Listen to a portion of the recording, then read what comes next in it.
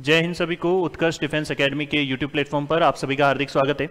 चलिए आज की क्लास की शुरुआत करते हैं। वैसे भी सारी क्लासें रिकॉर्डेड होने वाली है, तो ये नहीं कहोगे कि सर रिकॉर्डेड है कि नहीं है, तो बिल्कुल ये क्लास रिकॉर्डेड है, लेकिन क्योंकि आपको जो है इसमें मेहनत पूरी रखनी है, तो हम यहाँ पर क्वेश्चन लेकर आ रहे हैं, आप लोगों को पूरा समझा रहे हैं, तो कोशिश भी आपको पूरी करनी है, हर चीज़ ध्यान से समझनी है और आगे बढ़ना है। पहला सवाल है, पूर्वी घाट की सबसे ऊंची चोटी कौन सी है? तो पूर्वी घाट में सबसे ऊंची चोटी कौन सी हो जाएगी? आपकी महेंद्रगिरी। पूर्वी घाट में सबसे ऊंची चोटी कौन सी हो जाएगी? महेंद्रगिरी। ये जो अनायमुड़ी है, अनायमुड़ी है, ये अन्नामलाई पर्वत श्रृंखला में है। कहां पर है ये? अन्नामलाई पर्वत श्रृंखला में। अन्नामलाई पर्वत श्रृंखला का भाग है ये, अन्नामलाई पर्वत श्रृंखला। पूछ ले कौन सी पर्वत श्रृंखला का भाग है, तो अन्नामलाई पर्वत श्रृंखला का भाग है। दूसरी चीज की बात करें यदि, तो ये जो है आपकी दक्षिण भारत की सबसे ऊंची चोटी है, दक्षिण भारत की सबसे ऊंची चोटी है, दक्षिण भारत की सबसे ऊंची चोटी है।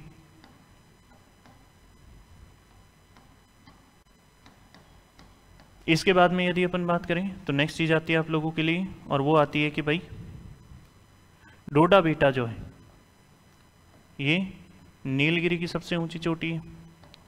नीलगिरी पर्वत श्रृंखला की सबसे ऊंची चोटी, नीलगिरी पर्वत श्रृंखला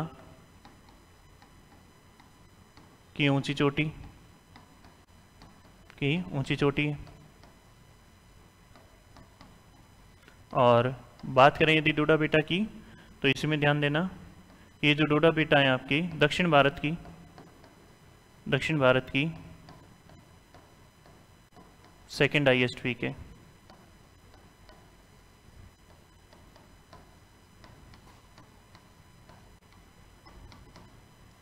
फिर इसके बाद में बात करें यदि, तो फिर ये जो नीलगिरी आती है, थोड़ा सा अब नीलगिरी के बारे में बता देता हूँ। जैसे मान लो ये नीलगिरी है, ये 3 स्टेट में आपकी फैली हुई है।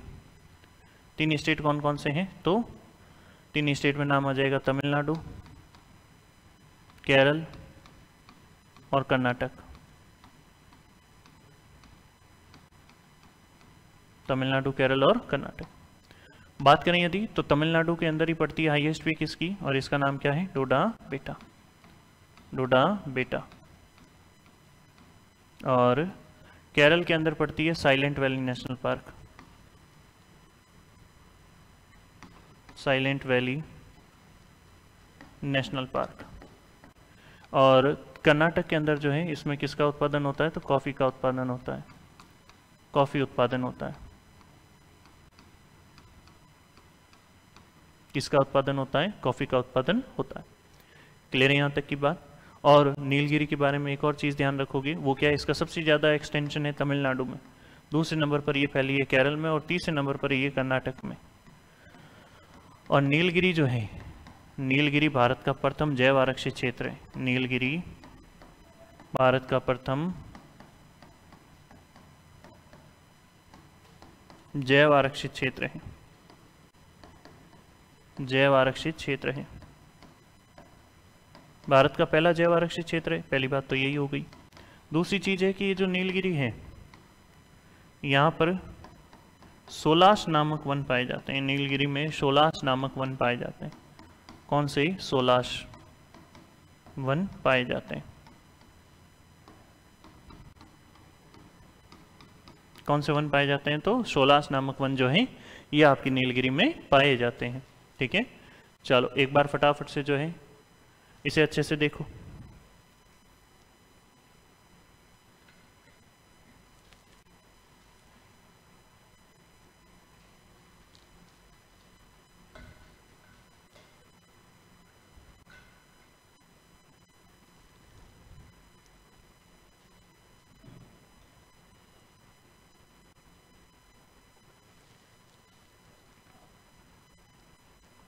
बढ़े आगे, नेक्स्ट देखो। अगला है, भारत के मुख्य चुनाव आयुक्त की नियुक्ति कौन करता है? Prime minister, chief justice of India, president या पार्लियामेंट? चलिए फटाफट से जवाब दीजिएगा।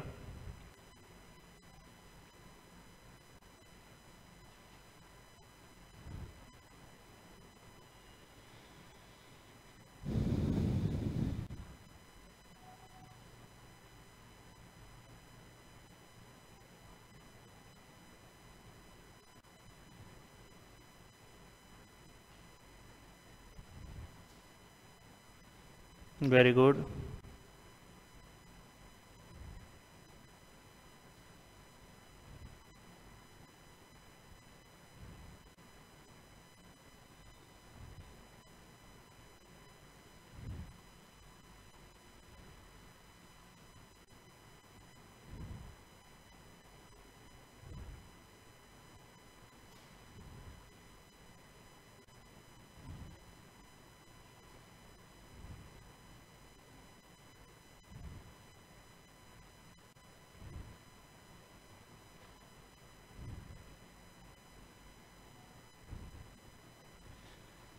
ठीक है, चलिए, वेरी गुड। तो भारत में मुख्य चुनाव आयुक्त की नियुक्ति कौन करेगा? राष्ट्रपति। कौन करेगा? राष्ट्रपति। और पहले नाम किसका आता है? तो सुकुमार सेन का नाम आता है। ठीक है, चल अगला देखिएगा सवाल। संस्कृत वैसे ओल्डेस्ट लैंग्वेज के रूप में जानी जाती है, लेकिन हाँ, दिल्ली में जामा मस्जिद का निर्माण इनमें से किस व्यक्ति के द्वारा करवाया गया? बाबर, अकबर, शाहजहां या औरंगजेब? चलिए फटाफट से बताइएगा, किसके द्वारा निर्माण करवाया गया? तो यह नाम किसका आ जाएगा? शाहजहां का, क्योंकि शाहजहां के काल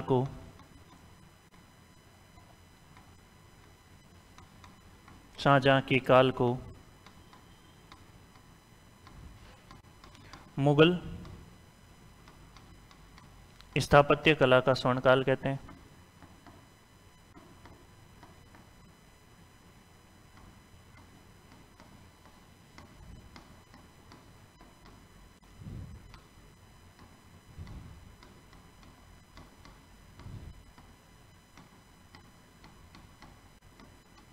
फिर इसके बाद में अगला आता है आपकी कि इसने बनवाया क्या क्या है। तो एक तो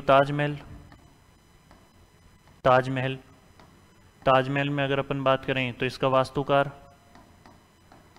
अहमद लाहौरी। वास्तुकार कौन है? अहमद लाहौरी।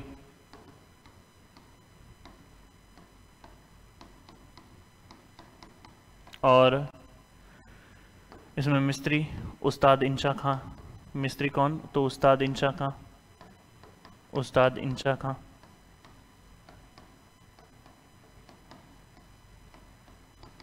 उस्ताद इंशा खां। एक इस व्यक्ति ने क्या बनाया? मयूर सिंहासन।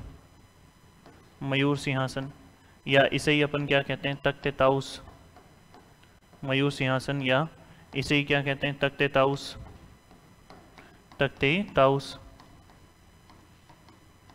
और इसका जो वास्तुकार आता है, जो डिज़ाइनर आता है, जिसने डिज़ाइन तैयार करी इसकी, इसका नाम क्या? बेबादल खां।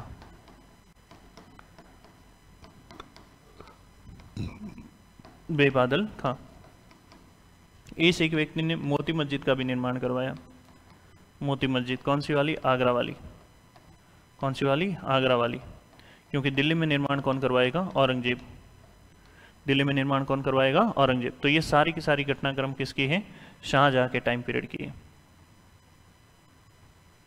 ये सारी की सारी घटनाएं जो है ये शाहजहां के समय की आती है।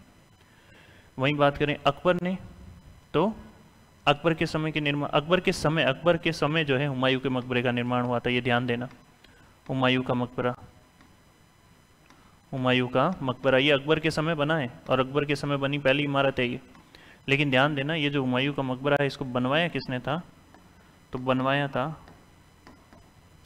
हामिदा बानो बेगम। हामिदा बानो बेगम। हामिदा बानो बेगम के द्वारा ये निर्मित है। और बात करें यदि, तो इसका जो वास्तुकार है इसका नाम क्या है? तो इसका जो वास्तुकार है इसका नाम हो जाएगा मिर्जा गियास बेग। मिर्जा गियास बेग इसका वास्तुकार हो जाएगा। इसके बाद में क्या है? तो चार बाग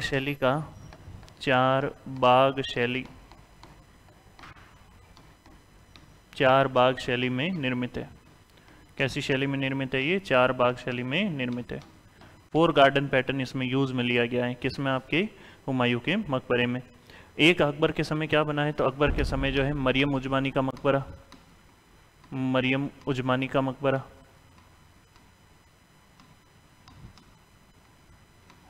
एक इस व्यक्ति के समय बना है जोधाबाई महल। जोधाबाई महल। एक इसी के समय बना है बीरबल का महल, बीरबल का महल। एक इसी के समय बना है हिरण मीनार, हिरण मीनार। अकबर के समय के निर्माण बता रहा हूँ ये। एक इसी के समय फतेहपुर सीकरी, फतेहपुर सीकरी का निर्माण, पूरी फतेहपुर सीकरी बनवा दी थी इस आदमी ने। इसके बाद में बात करें तो एक इसने बनवाया था पंचमहल, पिरामिड संरचना में बना हुआ है पंचमहल, पंचमहल। एक बात करें तो इस व्यक्ति के द्वारा बनवाया गया आपके बुलंद दरवाजा, बुलंद दरवाजा। ये सारे ही कहाँ हैं? फतेहपुर सीकरी में। एक इस व्यक्ति के द्वारा बनवाया गया आगरे का किला, आगरे का किला। ये भी किसके द्वारा निर्मित आता है? तो ये निर्मित आता है अकबर के द्वारा। बाबर ने क्या बनवाया था? तो बाबर ने जो है आपकी ईंटों की मस्जिद बनवाई थी पानीपत में। बाबर ने एक तो पानीपत में ईंटों की मस्जिद, पानीपत में ईंटों की मस्जिद, ईंटों की मस्जिद बनवाई। एक बाबर के द्वारा आराम बाग का निर्माण करवाया गया, आगरा के आराम बाग का निर्माण, ये आराम बाग का निर्माण, नूर अफगान बाग जिसे कहते हैं, आराम बाग निर्माण। और ये जो चार बाग शैली है इसका जनक कौन माना जाता है? बाबर। ये जो है क्या माना जाता है? चार बाग शैली का जनक, चार बाग शैली का जनक। चार बाग शैली का जनक अपन किसे कहते हैं? तो औरंगजेब को, सॉरी इसको बाबर को। औरंगजेब के समय की एक ही बड़ी घटना आती है। वैसे अगर अपन देखें तो बेसिकली दो है। एक तो इसने दिल्ली में मोती मस्जिद बनाई, एक तो इसने कहा मोती मस्जिद बनाई, दिल्ली में मोती मस्जिद बनाई। और एक इस व्यक्ति ने क्या किया? तो बीबी का मकबरा बनवाया। क्या बनवाया? बीबी का मकबरा। और पूछ ले बीबी का मकबरा किसके द्वारा बनवाया गया? तो यहाँ आप नाम किसका लोगे? औरंगजेब का। चलिए मैं थोड़ा सा यहाँ पर साइड में हूँ, आप लोग फटाफट से इसे जो है अच्छे से देखिए। एक एक चीज़ को पहले ध्यान से देखिए। जरूरी नहीं है कि हाँ सर आगे बढ़ो, हाँ सर आगे बढ़ो, नहीं, एक चीज़ को ध्यान से देखो। 2 मिनट का समय लो।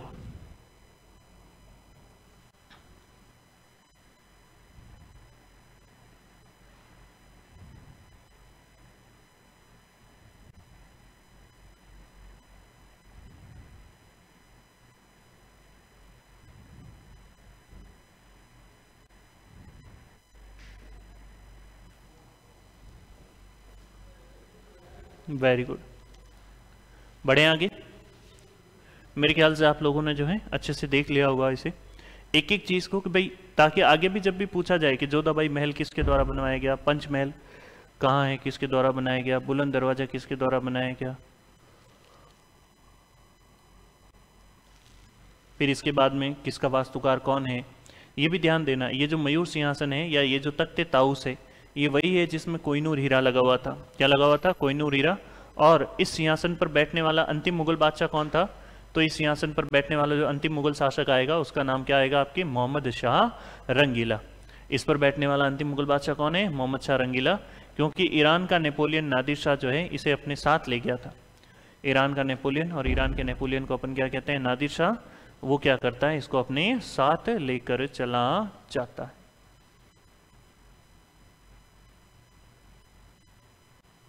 बढ़े आगे, अगला प्रश्न देखो।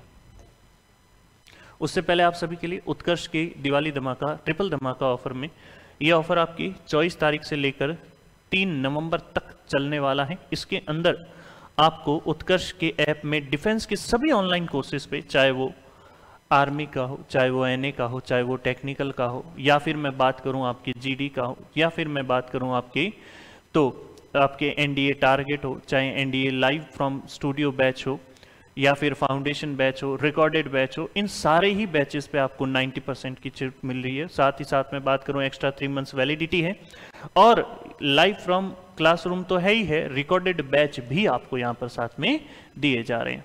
ठीक है, तो इस दिवाली जो है आप उत्कर्ष ऐप में जो है या उत्कर्ष के साथ में अपने आप को और ज़्यादा बेहतर कर पाएंगे, अपने लक्ष्य के प्रति या अपने लक्ष्य के जो है बहुत नज़दीक पहुंच पाएंगे। अगला प्रश्न देखिएगा, कौन सा भारतीय राज्य थार का घर कहलाता है? राजस्थान, गुजरात, महाराष्ट्र और पंजाब।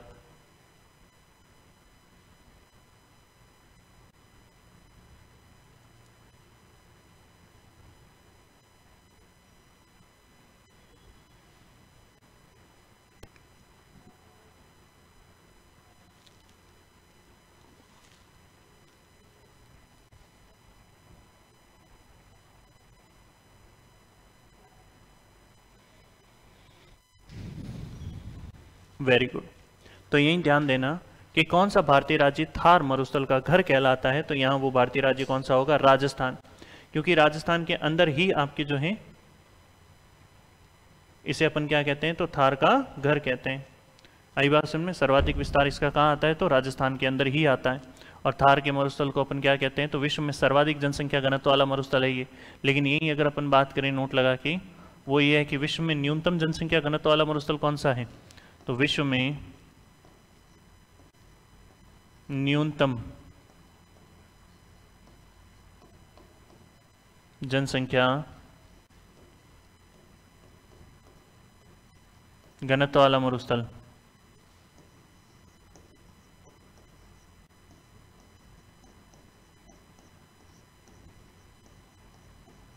और न्यूनतम जनसंख्या घनत्व वाला मरुस्थल कौन सा है, तो यहां पर नाम किसका आ जाएगा, आपकी यह नाम आ जाएगा सहारा। क्यों सहारा विश्व का सबसे बड़ा है, उत्तरी अफ्रीका के 11 देशों में फैला। ये भी ध्यान रखना, कौन से अफ्रीका के, तो उत्तरी अफ्रीका के, उत्तरी अफ्रीका के 11 देशों में फैला है, 11 देशों में फैला है।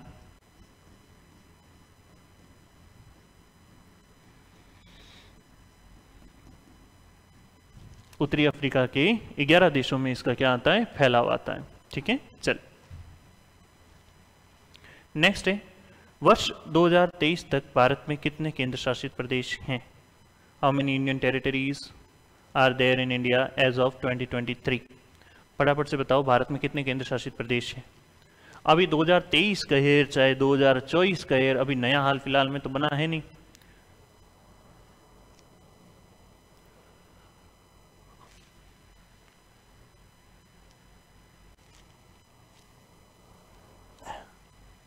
चलो बिल्कुल बोलते बोलते ऐसे दांत दर्द करने लग जाते हैं कई बार। ये है 8 केंद्र शासित प्रदेश। भारत में केंद्र शासित प्रदेश कितने हैं, 8। कि सर 2023 दे दिया, इसका मतलब ये नहीं है कि आप इसको ऐसे टिक कर लो कि भाई ये जो है आपके सर्वाधिक हो जाएंगे, पुराने पूछ रहे हैं, या कम हो जाएंगे, तो ऐसा नहीं है। बात करें कहाँ कहाँ पर कौन कौन से केंद्र शासित प्रदेश हैं,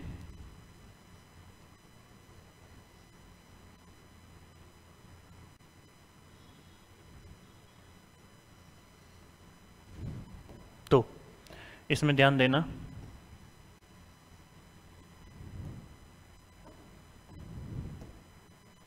एक दिल्ली,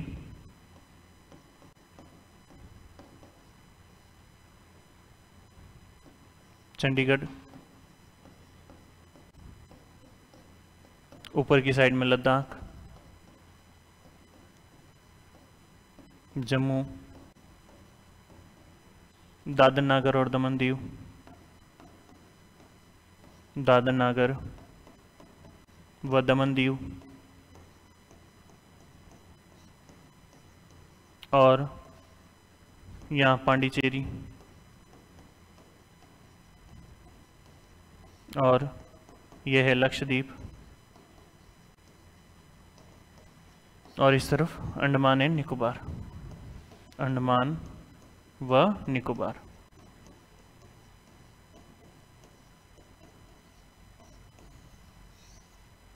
कौन सा हो जाएगा, अंडमान और निकोबार। क्लियर यहां तक।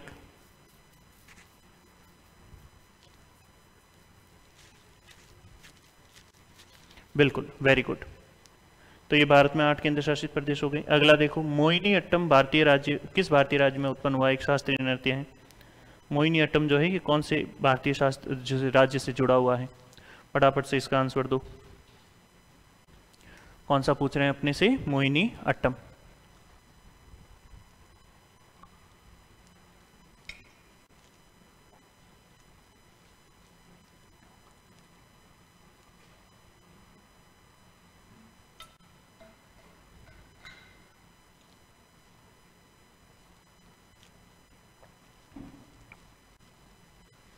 चलिए तो ध्यान देना, ऐसा भारतीय राज्य जिसमें 2 शास्त्रीय नृत्य हैं वो कौन सा है, केरल।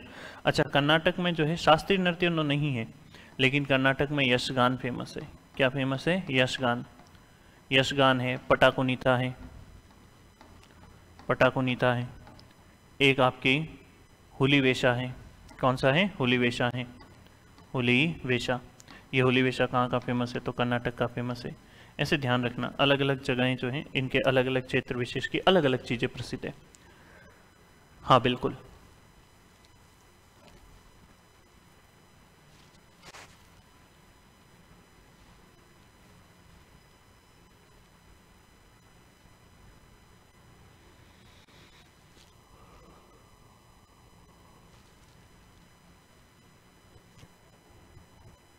बढ़े आगे, चलिए अगला देखिएगा। स्वदेशी आंदोलन किस घटना के जवाब में शुरू किया गया? Partition of Bengal, Jallianwala Bagh, Rowlatt act या सॉल्ट मार्च यानी नमक सत्याग्रह। पार्टीशन ऑफ बंगाल का मतलब है बंगाल विभाजन के विरोध में। स्वदेशी आंदोलन, कौन सा आंदोलन पूछ रहे हैं अपने से? स्वदेशी आंदोलन। ध्यान से जवाब दो।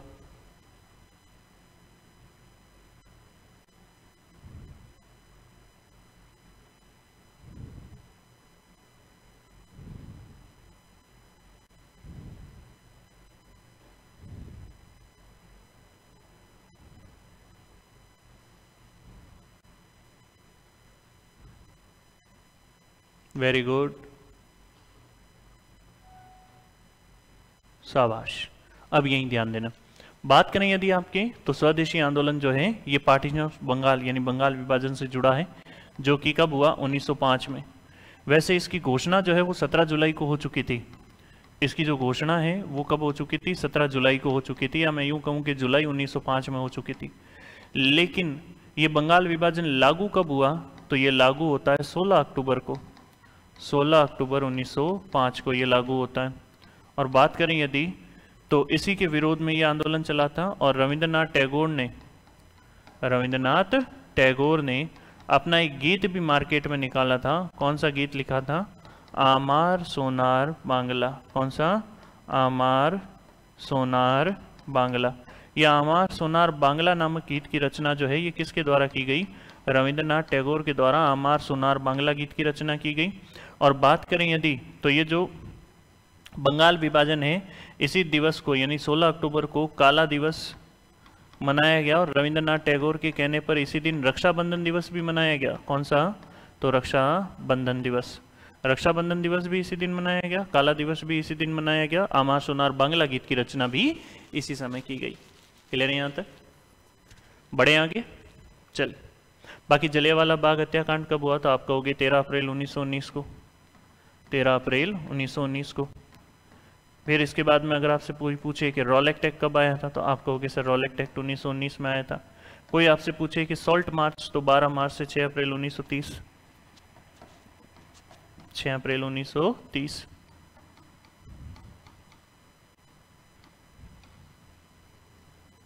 यहां तक की भाषा स्पष्ट है, यहां तक की बात क्लियर है आप सभी की। आगे बढ़ जाऊं? चलिए अगला देखिए प्रश्न। बौद्ध धर्म के संस्थापक कौन है? महावीर, गौतम बुद्ध, अशोक और चाणक्य। फटाफट से बताइएगा बौद्ध धर्म के संस्थापक कौन है?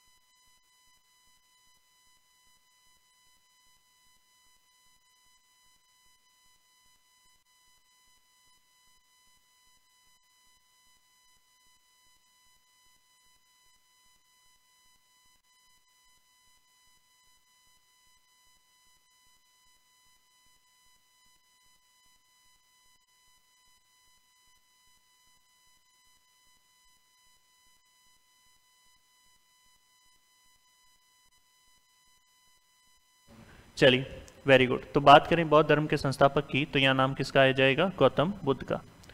गौतम बुद्ध ने जो है बौद्ध धर्म की क्या करी थी? स्थापना। ध्यान देना, बौद्ध धर्म में दीक्षित होने वाली प्रथम महिला जिन्होंने बौद्ध धर्म अपनाया, प्रथम महिला। और प्रथम महिला जिन्होंने बौद्ध धर्म अपनाया नाम क्या आ जाएगा? प्रजापति गौतमी, जो कि इन्हीं की सौतेली माता थी, प्रजापति गौतमी। अच्छा, इसके बाद में यदि अपन बात करें तो अगली चीज आती है आप लोगों के लिए कि बौद्ध धर्म जो है इसमें इनके प्रिय शिष्य कौन थे गौतम बुद्ध के? गौतम बुद्ध के प्रिय शिष्य जो है इनका नाम आता है आनंद और उपाली। आनंद और उपाली, जिनमें आनंद सबसे ज़्यादा प्रिय थे, फिर उपाली। फिर इसके बाद में बात करें तो गौतम बुद्ध के गुरु कौन थे? तो गौतम बुद्ध के 2 गुरु थे। पहले गुरु बने थे आलार कलाम। आलार कलाम, आलार कलाम। और दूसरे गुरु का नाम क्या था? उदक पिंडक। उदक पिंडक या रामपुत्र। ऐसे अगर देखा जाए तो इनकी पत्नी का क्या नाम है? तो पत्नी का नाम है यशोधरा। यशोधरा। इनके पुत्र का क्या नाम है? राहुल। राहुल। इनकी माता जी का क्या नाम है? माँ माया देवी। माया देवी, माँ माया देवी। और इनके पिता का क्या नाम है? तो इनके पिता का नाम है शुद्धोधन। क्या नाम है? शुद्धोधन। पिताजी का नाम हो जाएगा शुद्धोधन। पिता का नाम हो गया शुद्धोधन, माता का नाम माँ माया देवी, पुत्र का नाम राहुल। अशोक जो है इसने बाद में बौद्ध धर्म का खूब प्रचार प्रसार किया। ऐसा कहा जाता है इसने 84,000 स्तूपों का निर्माण करवाया। 84,000 स्तूपों का निर्माण करवाया। पहली चीज़ तो यही है कि इसने कितने स्तूप बनवाए? 84,000। फिर दूसरी बात करें तो इसने जो है, किसने? अशोक ने मोगली पुत्र तिश, मोगली पुत्र तिश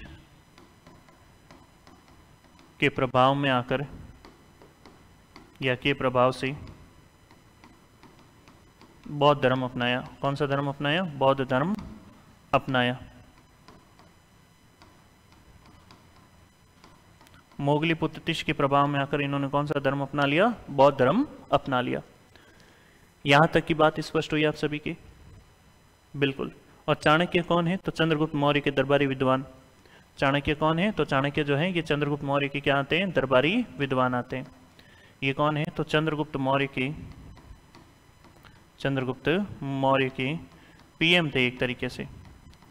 अपन ये कह सकते हैं कि चंद्रगुप्त मौर्य के पीएम जो है असल में कौन थे? तो चंद्रगुप्त मौर्य के पीएम कौन थे? चाणक्य। चंद्रगुप्त मौर्य और चंद्रगुप्त मौर्य के पीएम का नाम क्या है? चाणक्य। क्या नाम है? चाणक्य। क्या यहां तक की बात स्पष्ट हुई आप सभी के? चलिए, इसी के साथ आप लोगों के लिए एक छोटी सूचना। उत्कर्ष के जो दिवाली ऑफर हैं, उत्कर्ष की सभी टेस्ट सीरीज पर भी आपके जो है 90% तक का डिस्काउंट मिल रहा है। कब से कब तक? तो ये भी आपके 24 अक्टूबर से 3 नवंबर तक। इस दिवाली उत्कर्ष के साथ अपने सपने कीजिए साकार। उत्कर्ष की टेस्ट सीरीज सबसे शानदार टेस्ट सीरीज है, जिसके अंदर आप जो है एग्जाम में आने वाले क्वेश्चन के अकॉर्डिंग अपनी प्रैक्टिस कर पाओगे। किस तरह के क्वेश्चन आते हैं उसी लेवल को मैच करते हुए यहाँ पर सारे क्वेश्चन हैं, चाहे वो कोई भी कोर्स हो। इसमें यदि मैं बात करूँ तो आरपीएससी है, नॉरसेट है, रीट है, एनटीपीसी है, पशु परिचय है, या फिर मैं बात करूँ आपके डिफेंस कोर्सेज जो हैं उन सब पे भी आपके टेस्ट सीरीज इसमें अवेलेबल हैं। चलिए, तो आज की क्लास को अपन यहीं समाप्त करेंगे। इससे आगे की चर्चा करेंगे अपन नेक्स्ट क्लास में। कोशिश कीजिएगा हर एक चीज़ को बेहतर तरीके से याद करें, प्रैक्टिस करें और साथ ही साथ में बार बार रिवीजन से अपने आप को बेहतर बनाएं। मिलते हैं आपसे नेक्स्ट क्लास में। आज के लिए इतना ही। जय हिंद सभी को।